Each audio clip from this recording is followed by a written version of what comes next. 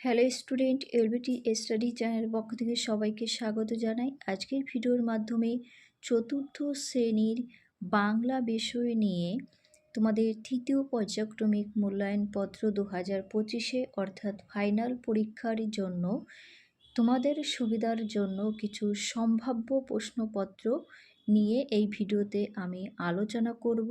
এটা সাজেশন। এরকম কয়েকটা প্রশ্ন সেট আমি আপলোড করতে থাকবো। তোমরা প্রত্যেকটা প্রশ্ন সেট সলভ করতে থাকো, এরই মধ্যে থেকে পরীক্ষায় আসার সম্ভাবনা প্রবল রয়েছে। তাহলে আমরা পড়ার দিকে এগিয়ে যাই।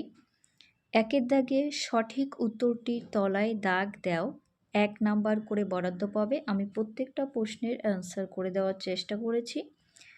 একের কতে রয়েছে বাঘা যতীনের দিদির নাম পূর্ণশশী, শরৎশশী না বিনোদবালা। রাইট অ্যান্সার হবে বিনোদবালা। খতে আদর্শ ছেলে কবিতাটি লিখেছেন স্বপন বুড়ো, কুসুম কুমারী দাস, অজিত দত্ত। এখানে সঠিক অ্যান্সার কুসুম কুমারী দাস হবে। গতে হ জ ব র ল এই বইটি কে লিখেছেন? সুকুমার রায়, নরেশ গুহ না অতুল গুপ্ত? সুকুমার রায় লিখেছেন। ঘতে মারমেড কথার অর্থ হল জলপরী, জলকন্যা, জলদেবী। এখানে জলকন্যা সঠিক উত্তর।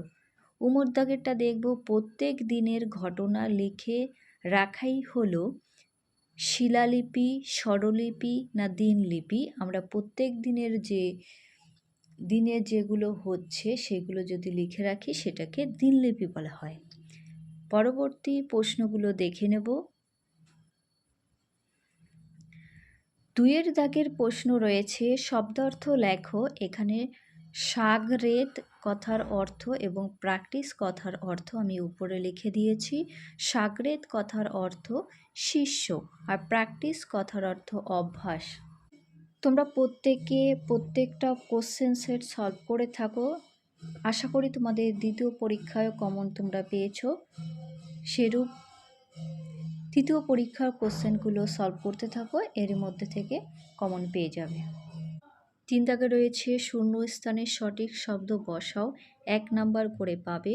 3 কতে তোমরা মানুষ হলে দেশের কল্যাণ শূন্যস্থানে হবে। খতে পুনকলম কনক ধনধান্যে, গতে যতই দোকানে গিয়ে করো কাকুতি। ঘতে ঘুমের কাজল বুলিয়ে আসে গুটি গুটি, উমতে চলে এসো ভাই বনে, চোখ কেন ঘুম ঘুম। 4 দাগে বিপরীত শব্দ লেখো। শান্তর বিপরীত শব্দ অশান্ত বা দুরন্ত। খতে স্বাধীনতা হবে পরাধীনতা, গতে হাসি কান্না। ঘতে দুর্বলের বিপরীত শব্দ হবে সবল। 1 নাম্বার করে পাচ্ছ।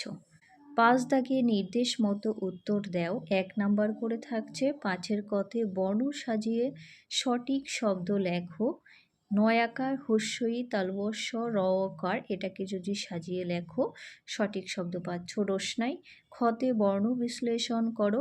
ভেবা চাকা, ভযুক্ত অন্তর্য, অন্তর্য যুক্ত আ যুক্ত ব যুক্ত আ যুক্ত চ যুক্ত অন্তর্য, অন্তর্য যুক্ত আ যুক্ত ক যুক্ত আ। হয়ে গেল ভেবা চাকা। গতে ইংরেজিতে যা স্যারাড, বাংলায় তা হলো হেয়ালি নাট্য। ঘতে কাজ বোঝায় যে শব্দে তা হলো ক্রিয়াপদ। 6 দাগে দেখে নেব সমর্থক শব্দ লেখো। পৃথিবীর সমর্থক শব্দ হবে ধরা, দুনিয়া, জগৎ। খতে হাতি হবে হস্তি বা গজ বা দন্তি বলতে পারো। নেক্সট কোশ্চেনগুলো দেখব। পরবর্তী 7 দাগে নিচের কোন বাক্যে কোন ভাব প্রকাশ পেয়েছে তা লেখো। এখানে ব্র্যাকেটে উদাহরণ দেওয়া রয়েছে। প্রশংসা, বিস্ময়, প্রশ্নবোধক, নিষেধ, সংশয়। এখানে আমি হাফ হাফ করে লিখেছি, ধরছে না তাই। 7 কতে কি যে ভালো লাগতো, এটা বিস্ময়সূচক বাক্য। খতে সে নদীটার নামও খুব মিষ্টি বাতাসে, এটা প্রশংসাবাচক বাক্য। গতে অনেকটা যেন মানুষের মতো, এটা সংশয়বাচক বাক্য। ঘতে যা চশমাটা কোথায় গেল? এটা প্রশ্নবোধক বাক্য। বাক্যটা এখানে লেখা হয়নি, নিজেরা লিখে নেবে প্রত্যেকে। উমদাগে না, না ওখানেই নামা যাবে না, এটা নিষেধবোধক বাক্য, অর্থাৎ নিষেধ করা হচ্ছে। ৮ দাগের শব্দযুগলের অর্থের পার্থক্য লেখো, ১ নাম্বার করে পেয়ে যাচ্ছ প্রত্যেকটার জন্য। ৮-এর কতে দয় বয় দীর্ঘী পদ্বীপ, এই দ্বীপ কথার অর্থ জল বৈষ্ঠিত বা স্থলভূমি। দয় দীর্ঘী পদ্বীপ কথার অর্থ প্রদীপ। খতে তালব শয় আকার প সাপ কথার অর্থ অভিশাপ, আর দন্ত শয় আকার প এই সাপ কথার অর্থ সর্প, অর্থাৎ বিষাক্ত সরীসৃপ, একটা বিশেষ প্রাণী। ৯ দাগে নির্দেশ মতো উত্তর দাও, ১ নাম্বার করে থাকছে, ৫টির জন্য ৫ নাম্বার রয়েছে। ৯-এর কতে জ্যোতি বাউল গান শোনে, এই বাক্যে কর্তা হলো কে? জ্যোতি, সেক্ষেত্রে জ্যোতি কথাটা লিখবে। খতে মা সাঁতার শেখাতেন, এই বাক্যে কর্ম হলো সাঁতার, সেক্ষেত্রে সাঁতার লিখবে। গতে প্রিয়া দিয়াকে বই দিল, কি দিল? বই, এই বাক্যে ক্রিয়া হলো দিল। ঘতে সে বড় শান্ত মেয়ে, এই বাক্যে সর্বনাম হলো সে, কথাটা এখানে লিখবে। উমতে কলমটি খুব সুন্দর, এই বাক্যে বিশেষ্য হলো কে? কলমটি, কলমটি এই জায়গাটায় লিখতে হবে তোমাদের প্রত্যেকের। ১০ দাগে বাক্য রচনা করো, ফুটফুটে দিয়ে আর মিটিমিটি দিয়ে। বাক্য রচনাগুলো আমি বলছি না, তোমরা প্রত্যেকে বাক্য রচনাগুলো নিজেরা করার চেষ্টা করবে, না পারলে আমাকে কমেন্টে বলবে, আমি করিয়ে দেব। এর পরবর্তী কোশ্চেনগুলো দেখে নেওয়া যাক। ১১ দাগে নিচের প্রশ্নগুলির পূর্ণ বাক্যে উত্তর লেখো, ১ নাম্বার করে পাচ্ছ। ১১-র কতে জ্যোতির মায়ের নাম কি? শরৎ শশী। আমি এখানে শর্টে লিখেছি উত্তরগুলো, তোমরা একটু ডিটেলসে লিখবে।